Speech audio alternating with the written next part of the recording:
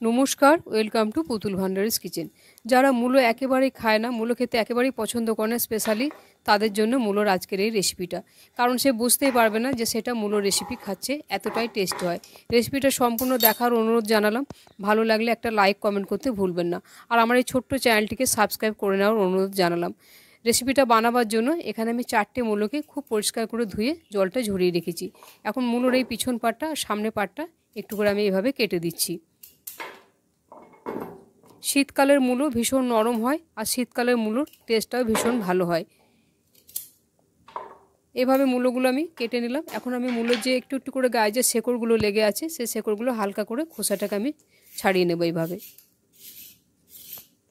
শীতকালের দিনে অবশ্যই এই মূলো রেসিপিটা একবার বানাবেন। রেসিপিটা এতটাই ভালো হয়, আমি কথা দিচ্ছি যারা মূলো কোনোদিন খায় না তারা এই মূলো রেসিপিটা অবশ্যই খাবে। এখন মূলোগুলো আমি কেটে নেব। এখানে আমি মূলোগুলো ছুরি দিয়ে কেটে নিচ্ছি। আপনাদের যেভাবে কাটতে সুবিধা হবে সেইভাবে কেটে নেবেন। বটি দিয়ে বা চাকু দিয়ে বা গ্রেটারের যে বড় দিকটা আছে সেটাতে গ্রেট করেও নিতে পারেন। তবে এইভাবে মূলোটা খুব ঝিরিঝিরি করে কাটতে হবে। মিক্সিতে দেবেন না, মিক্সিতে দিলে মূলোটা পেস্ট হয়ে যাবে, মূলোটা থেকে জল ছেড়ে দেবে, রেসিপিটা কিন্তু ভালো হবে না খেতে। মূলোটা এইভাবে যত সরু সরু করে কাটা যাবে ঝিরিঝিরি করে, ততই কিন্তু রেসিপিটা খেতে বেশি ভালো হবে। এরকম করে মূলোগুলো আমি প্রত্যেকটা মূলোকে এভাবে ঝিরিঝিরি করে মূলোগুলো কুচিয়ে নিলাম। মূলোটা কিন্তু এই কাটার উপরে রান্নাটা নির্ভর করে। কাটাটা যত সুন্দর হবে রেসিপিটা তত সুন্দর হবে। একবার এভাবে মূলো রেসিপিটা খেয়ে দেখবেন যে রেসিপিটা কতখানি ভালো হয়েছে। যে মূলো খায় না আমি কথা দিলাম সে মূলোর এই রেসিপিটা খাবেই, এতটাই ভালো হয় রেসিপিটা। এখন মূলোগুলোকে সব কেটে নিয়েছি। এখানে একটা বড় বাটিতে জল নিয়েছি, জলের মধ্যে মূলোগুলো আমি দিয়ে দিচ্ছি। যারা মূলো ভালোবাসেন তাদেরকে কিন্তু মূলোগুলো এইভাবে জলের মধ্যে ফেলে দেওয়ার কোনো দরকার নেই। এটা যারা মূলো ভালোবাসেন না, অনেকে গন্ধের জন্য মূলো খায় না, তাদের জন্য আজকের এই রেসিপিটা। এভাবে জলে ফেলে এটাকে আমি 10 মিনিট এভাবে ভিজিয়ে রেখে দেব। এখানে আমি 2 টুকরো কাতলা মাছের পিস নিয়েছি। মাছগুলোর গায়ে আমি নুন হলুদ মেখে দিচ্ছি। তবে এটা যে কোনো মাছ দিয়েই করতে পারেন। মাছগুলো ভালো করে নুন হলুদ মেখে নেওয়ার পরে মাছগুলোকে আমি ভেজে নেব। সামান্য একটু মাছ দেওয়ার জন্যই এই রেসিপিটা খেতে এতটা টেস্টি হয়। এখন আমি গ্যাসে ফ্রাইং প্যান বসিয়ে দিয়েছি, দিলাম পরিমাণ মতো সরষের তেল। তেল গরম হয়ে গেছে, মাছগুলো দিয়ে দিচ্ছি। মাছগুলো বেশ একটু মুচমুচে করে ভাজতে হবে, যেমন আমরা মাছ ভাজা খাই সেই রকম করেই মাছটাকে ভেজে নিতে হবে। এখন মাছটা আমি 1 পিঠ উল্টে দিলাম আর গ্যাসের তেলটা আমি কমিয়ে রেখেছি। এই পিঠটাকে ভালো করে যতক্ষণ ভাজা হবে আমি ততক্ষণ একবার দেখে নেব মূলোগুলো প্রায় 10 মিনিট ভিজিয়ে রেখেছি জলে। এখন মূলোগুলোকে এভাবে একটু হাত দিয়ে চটকে চটকে খুব ভালো করে মূলোর যে জলটা সেই জলটাকে আমি ভালো করে ফেলে দেবো। কারণ যারা মূলো ভালোবাসে না তারা এই মূলোর গন্ধের জন্য অনেকে মূলো খায় না। এখন আমি মূলোগুলো জল থেকে একটা আলাদা বাটিতে জলটাকে এইভাবে চিপে চিপে নিংড়ে রেখে দেবো। এইভাবে মূলোটা যদি জলটা চিপে নিংড়ে নেন মূলোর গন্ধটা একেবারেই চলে যায়, মূলোর গন্ধ থাকেই না।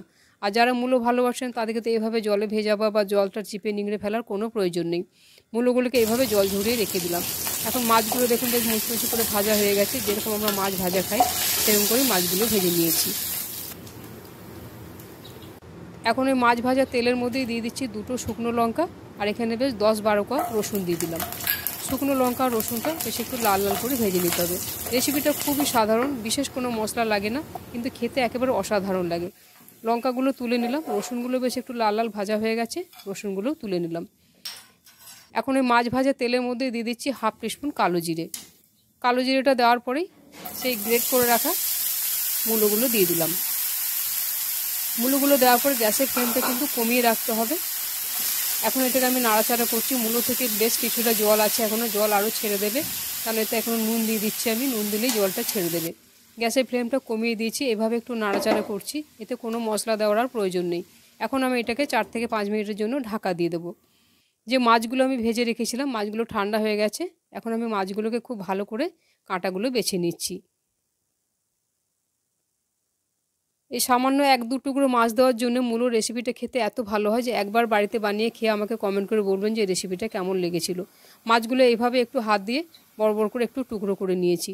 এখন আমি যে রসুন আর লঙ্কাটা ভেজেছিলাম রসুনটা দিয়ে দিলাম, আর 2টো লঙ্কার মধ্যে আমি একটা লঙ্কা দেবো আর একটা লঙ্কা আমি পরে ব্যবহার করব। লঙ্কাটা রসুনটা এইভাবে গরম অবস্থাতে একটু এতে ভেঙে ভেঙে রেখে দিচ্ছি। ঠান্ডা হয়ে গেলে কিন্তু লঙ্কাটা ভালো ভাঙা যায় না। সুন্দর করে এইভাবে রসুন লঙ্কাটা মেখে নিলাম। এখন মূলোটা প্রায় 4-5 মিনিট হয়ে গেছে, ঢাকা দিয়ে রেখেছিলাম। গ্যাসের ফ্লেমটা কমানো আছে, মূলোটাকে নাড়াচাড়া করে দেখে নিচ্ছি জলটা পুরো শুকিয়ে গেছে, মূলোটা বেশ মজে এসছে। এরকম পর্যায়ে মূলোটা রাখতে হবে। খুব বেশি লাল করে ভাজলে কিন্তু মূলোটা ভালো হবে না, তাহলে সেটা মূলো ভাজা হয়ে যাবে। মূলোটা বেশ এরকম যখন এরকম মজে আসবে, কালারটা ঠিক এরকম থাকবে, তখন বুঝবেন যে রেসিপিটা আমার মোটামুটি এই মূলোটা হয়ে গেছে। এখন গ্যাসের ফ্লেমটা বন্ধ করে মূলোটাকে আমি ঠান্ডা করে নেবো। দেখুন দেখতে ঠিক মূলোটা এরকম হবে। এখন মূলোগুলো ঠান্ডা হয়ে গেছে, এই মাছের টুকরোর মধ্যে মূলোগুলো আমি দিয়ে দিচ্ছি। আর এখানে আমি দিয়েছি একটা মিডিয়াম সাইজের পেঁয়াজকে কুচিয়ে নিয়েছি, কোচানো পেঁয়াজটা দিয়ে দিচ্ছি। আর এখানে আমি দিয়ে দেবো 1 বাটি পরিমাণে ধনেপাতা কোচানো। আর এই রেসিপিটাতে যেটা না দিলে নয়, যেটা দিলে টেস্ট হবে না, না দিলে সেটা দিয়ে দিচ্ছি 1 চামচ এখানে আমি সর্ষের তেল দিয়ে দিলাম। এখন এই সমস্ত উপকরণগুলো খুব সুন্দর করে হাত দিয়ে বেশ ভালো করে চটকে চটকে মেখে নেব। আপনারা চাইলে একটু কাঁচা লঙ্কাও কুচিয়ে দিতে পারেন, আমি আলাদা করে আর কাঁচা লঙ্কা দিলাম না। এইভাবে মূলো ভর্তা রেসিপিটা বাড়িতে খেয়ে কমেন্ট করে আমাকে জানাবেন যে রেসিপিটা আপনাদের কেমন লেগেছিল। এখন সেই ভেজে রাখা লঙ্কাটা দিয়ে পরিবেশন করে দিলাম। তাহলে আজকে এই মূলো ভর্তার রেসিপিটা আপনাদের কেমন লাগলো আমাকে একটা লাইক কমেন্ট করে জানাতে ভুলবেন না। আর আমার এই ছোট্ট চ্যানেলটিকে সাবস্ক্রাইব করে নিয়ে আপনি আমার পাশে থাকবেন। আবার অন্য কোনো দিন দেখা হবে অন্য কোনো রেসিপিতে। সবাই ভালো থাকবেন। নমস্কার।